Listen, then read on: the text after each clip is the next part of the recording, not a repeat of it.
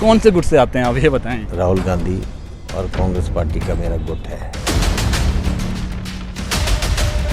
विनय जी, चर्चाएं होती है कि ये हॉलीलॉज गुट है, ये सुक्खू गुट है, ये डिप्टी सीएम गुट है। आपको तो करीबी माना जाता है मुकेश अग्निहोत्री का। कार्यकर्ता की आवाज़ विनय कुमार है। हिमाचल में जो है वो एससी कोटे से सीएम नहीं बनाए हैं, तो विनय कुमार सीएम हो सकते हैं कभी फ्यूचर में? कोई भी चीज़ मुश्किल नहीं होती है। पंजाब में भी सीएम की कुर्सी एक बार गई है एससी कोटे से। आगे लोग क्या चूज़ करते हैं ये किसको पता है। आपने कहा कि 27 में आप रिपीट करवाएंगे, क्या आपके पास ऐसा रामबाण है जिससे आप पार्टी को रिपीट करवाएंगे हिमाचल में? हमारा इतिहास बोलता है कि हमने हमेशा कांग्रेस पार्टी के लिए साथ दिया। प्रतिभा सिंह जी भी यही कहते थे। यहाँ तक कहना पड़ा प्रतिभा सिंह को कि जो टीम थी अगर उन्होंने नहीं बनानी थी हाईकमान ने, तो मैंने ये भी कहा था कि हमें बनाने दीजिए, पर हमें बनाने नहीं दी गई है। 1 दिसंबर से नोट कीजिए और 3 महीने बाद आप मेरे पास आइए। पहली डेट नहीं, लास्ट डेट बता दीजिए कब तक बन जाए। बताइए आपको 3 महीने।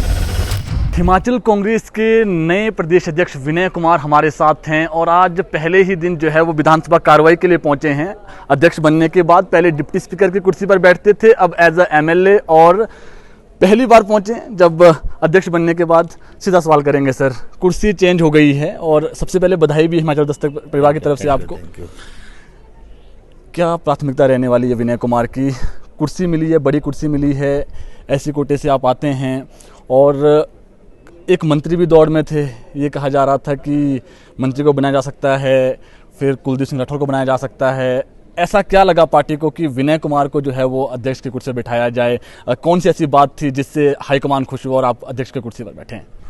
देखिए ऐसा है, आपको पता है कि 6 लोगों को दिल्ली बुलाया गया था और मैं ये समझता हूँ कि 6 के 6 लोग बहुत काबिल थे। मंत्री जी भी काबिल थे, पूर्व अध्यक्ष जी भी काबिल थे और मेरे समुदाय से 2 और लोग थे, वो भी बहुत काबिल लोग थे। और ये फैसला हाईकमान ने लेना था। उन्होंने सभी चीज़ें, सारे समीकरण को देखते हुए ये जो फैसला लिया है, कौन व्यक्ति चल सकता है, किसके ऊपर आप भरोसा कर सकते हो, तो उन्होंने शायद मुझे इसके लिए चुना। ये जिम्मेवारी है जो उन्होंने मुझे दी है, तो सहर्ष मैं इसे स्वीकार करता हूँ और पार्टी के लिए काम करूँगा, क्योंकि मैं संगठन का आदमी हूँ। सर, केवल अब 2 साल रह गए हैं, अगला महीना आ जाएगा चुनाव का, फिर दौर शुरू हो जाएगा। आपने शिमला में कहा था, बार बार बातों को रिपीट नहीं करेंगे, आपने कहा कि 27 में आप रिपीट करवाएंगे। क्या आपके पास ऐसा रामबाण है जिससे आप पार्टी को रिपीट करवाएंगे हिमाचल में? हाँ, देखिए जो मेहनत है वो सबसे बड़ी चीज़ है। आप मेहनत करोगे तो कोई भी चीज़ को पार कर सकते हो, कोई भी सफलता प्राप्त कर सकते हो। तो हम मेहनती आदमी हैं और कांग्रेस पार्टी से जुड़े हुए आदमी हैं। हमारा इतिहास बोलता है कि हमने हमेशा कांग्रेस पार्टी के लिए साथ दिया और हम पारंपरिक पारिवारिक ऐसी पृष्ठभूमि से हैं जिसका नाम ही कांग्रेस के लिए लिया जाता है। डॉक्टर वाईएस परमार जी मेरे चुनाव क्षेत्र से लड़ा करते थे, 18 वर्ष तक मुख्यमंत्री रहे। फिर स्वर्गीय डॉक्टर प्रेम सिंह जी मेरे पिताजी 6 बारी वहाँ से विधायक रहे, फिर 3 बारी मुझे हो गया। तो हमारे जो बैकग्राउंड है वो कांग्रेसी है और निश्चित तौर पे जितने भी सीनियर लीडर्स हैं हिमाचल प्रदेश के, उन्होंने मेरे पिताजी के साथ वो विधायक रहे हैं और मैं उनके बच्चे के समान हूँ। मुझे उनका आशीर्वाद मिलेगा और उनके परामर्श से, उनके आशीर्वाद से हम आगे पार्टी के लिए कार्य करेंगे। और मैं ये समझता हूँ कोई भी चीज़ मुश्किल नहीं होती है। अगर हमने पार्टी को रिपीट कराना है 2027 में, जो हम अभी टीम बनाने जा रहे हैं वो सीधी इलेक्शन की टीम बनाने जा रहे हैं, जो सीधे इलेक्शन पे ही फोकस करेंगे।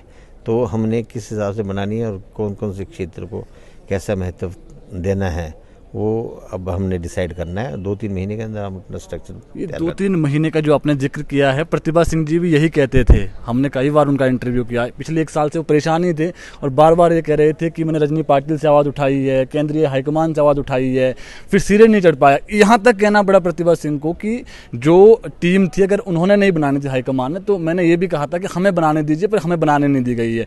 तो सीधा टेंटेटिव क्या मान के चलें कि कितने उसमें आपका जो पूरा संगठन है, चाहे वो ब्लॉक कांग्रेस कमेटी हो, जिला कांग्रेस कमेटी हो, बनकर तैयार हो जाएगी? विनय जी, आप 1 दिसंबर से नोट कीजिए और 3 महीने बाद आप मेरे पास आइए, और अगर हमारा संगठन बन के तैयार नहीं होगा तो आप ये प्रश्न फिर से पूछ सकते हैं कि पिछले अध्यक्ष ने भी बोला था और आपने भी बोला था, क्यों नहीं हुआ। पहली डेट नहीं, लास्ट डेट बता दीजिए कब तक बन जाए। बता दिए आपको 3 महीने, आज 1 दिसंबर से लेकर 3 महीने लगा देना, आपको हम फरवरी एंड तक संगठन बना के देंगे और तैयार करके देंगे। विनय जी, एक सवाल पूछना बेहद ज़रूरी है आज। प्रतिभा सिंह कांग्रेस की प्रदेश अध्यक्ष थी, अब आप बन गए हैं। प्रतिभा जी हमेशा आवाज़ उठाते थे कि सरकार में जो संगठन के लोग हैं उनको तवज्जो मिलनी चाहिए। ऐसे भी लोग हैं जिन्होंने 35-40 सालों तक पार्टी के लिए काम किया है, लेकिन जब सरकार बन जाती है वो उसका व्यक्ति है, वो उस गुट का व्यक्ति है, इसलिए तवज्जो नहीं मिलती है। तो क्या आप लड़ाई लड़ेंगे ऐसे लोगों की जिन्होंने पार्टी के लिए दिन रात काम किया है और सरकार में जो भी ताजपोशी हो रही है उनको भी जो है वो तवज्जो मिले सरकार में? कि मैंने आपको पहले भी स्पष्ट किया है कि मुझे बनाया ही इसलिए है कि मैं संगठन और सरकार के बीच में एक कड़ी का काम कर सकूं, और निश्चित तौर पे अगर किसी भी वर्कर की जो बहुत सालों से कांग्रेस पार्टी का काम करता है, किसी की अनदेखी हुई है, तो निश्चित तौर पे हम सरकार के सामने, माननीय मुख्यमंत्री जी के सामने उस बात को रखेंगे। और मैंने ये स्पष्ट किया है कि मैं कांग्रेस पार्टी के वर्कर की आवाज़ बन के उभरूँगा।